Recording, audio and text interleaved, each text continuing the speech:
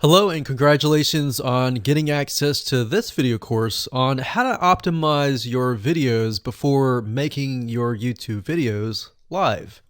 So this is video number 1, which is the introduction to YouTube search engine optimization. So I want to first start out by saying the goal is to focus on doing the right amount of keyword research and video file automation before actually uploading any of it to YouTube. So essentially this is all about what most people forget about doing before making their YouTube video live. Because if you think about it, most people think about, okay, what do I do after I upload this video? They don't really think about what they have to do before making it live. So this is not about what you can do afterwards, as that is a totally different focus, but rather before. So besides simple optimization, you really need to know that YouTube ranks the videos that people watch the longest. Meaning, let's say for example that we have a 10-minute video. YouTube looks at that video. They look, yes, at the likes, dislikes, and comments, but they also look at, okay, do people actually watch most of this video? And based on, let's say, 1,000 views, how many of those 1,000 views actually watched either 50% or 100%, or how many minutes total? 1,000 times how many minutes was watched. So they really look at how long people watch the videos as a whole. Meaning the more viewers and the longer that they watch, that will get you ranked up further and further up. So instead of focusing on, spammy tactics, tons of backlinks, and all of that, our goal here is to really focus on the user experience. So what I want to do now is give you a quick overview of what's inside this video course. This is, of course, video number 1. Video number 2 is going to be about competitive research, or in other words, researching your competitors to kind of get a better idea of why YouTube is ranking those videos. Video number 3, we'll talk about highly searched keyword terms and how you can find those for your product or service or whatever you're trying to promote. Video number 4, we'll talk about your title and your description. Video number 5, we'll talk about video file optimization. So we're going to optimize the actual file, because each file has essentially information in it. And of course, video number 6 will talk about why your thumbnail is important and how to make it professional and good looking. And video number 7 will talk about video length and why that matters. We talked briefly about it just now, but I'm going to dive in deeper in that video. And of course, last but not least, I'm going to give you a secret tip on how to outrank your competitors in video number 8. So before we get started, I want to talk about what you need to have in hand. You're definitely going to need your product or service and an idea of the niche that you're targeting. You also need to have a video that is ready to be uploaded. And with that said, let's move on to video number 2. Hello and welcome back. This is video number 6. Let's talk about your thumbnail and why that is important. You see, since our goal is to get more clicks or more views to your YouTube video, we have to rely on attracting viewers. So if you think about it, the thumbnail is the first thing people see as they are scanning to find what interests them the most. So in other words, if you think about it, if you go to youtube.com and you type in a keyword, you're going to see all the results with thumbnails, the titles, the descriptions, and all of that. So that's the first thing that they see.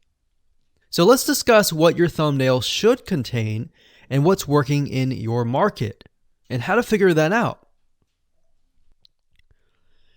So when it comes to having a thumbnail, you want to make sure that it is eye-catching, meaning it shows somebody what they want. So if Instant Pot Chicken is your main keyword, you want to make sure that your thumbnail has something in it that entices them. So it's good to have the keyword or the title in it. So you can see right now the way YouTube works is they have an initial title or an initial thumbnail, and then after that, you can see motion. So if I put my mouse over it, you can actually see part of the video, which makes it a lot more engaging.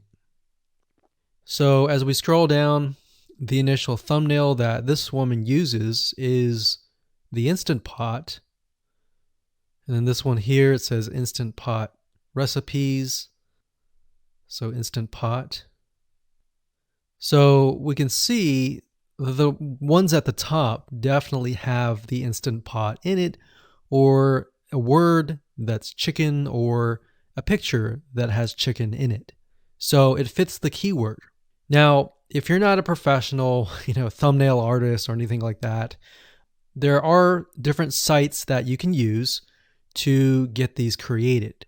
Now, bear in mind that you never want to use a thumbnail that is clickbaity or that lies to somebody, because if they click on it and then the video is nothing like the thumbnail, then guess what? You might get tons and tons of clicks and perhaps views, but you're not going to get people watching your video, which is very, very important, which we'll discuss in the future videos. But for now, there are different elements that you need. So what I recommend is you go to a site called creativemarket.com. That's creativemarket.com. There are other sites like graphicriver.net, but over time we've realized Creative Market has a lot of really good designs. So what we can do here is in the search box, we're going to type in YouTube thumbnail. And we're looking specifically for templates that we can use for the thumbnail. So it says YouTube thumbnail pack. Let's go ahead and open that. There's one here. There are end cards, but that's a little bit different. That basically comes at the very end of your video. So we got urban thumbnails, different types of thumbnails. But the reason why I like Creative Market is buying templates for specifically YouTube thumbnails is going to make your life a lot more easier, especially if you can make it professional. The more professional it looks, the more professional your viewers will click through. So if we click on this, we can kind of get an idea of what we're dealing with.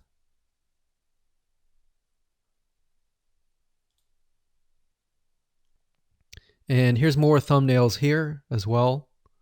Now, over time, we've realized with YouTube thumbnails, more and more designs are becoming minimalistic, meaning it's not too fancy, but it's got just enough information to tell the person what it is all about. So it could have text, it could have pictures, but you really need to know what your YouTube video is about before you can create your thumbnail. In fact, I recommend that you create your YouTube video first and then you create your thumbnail so that you can make sure that you attract the right person. Now, what we found a little bit of a technique is to create a thumbnail that is related to essentially the end, meaning if you're creating an Instant Pot chicken recipe, you might want to show the chicken already cooked. So essentially what people get if they click through. So that way people think, oh, okay, this looks really nice. I'm going to click through. And they're more likely to actually watch all the way through to the end.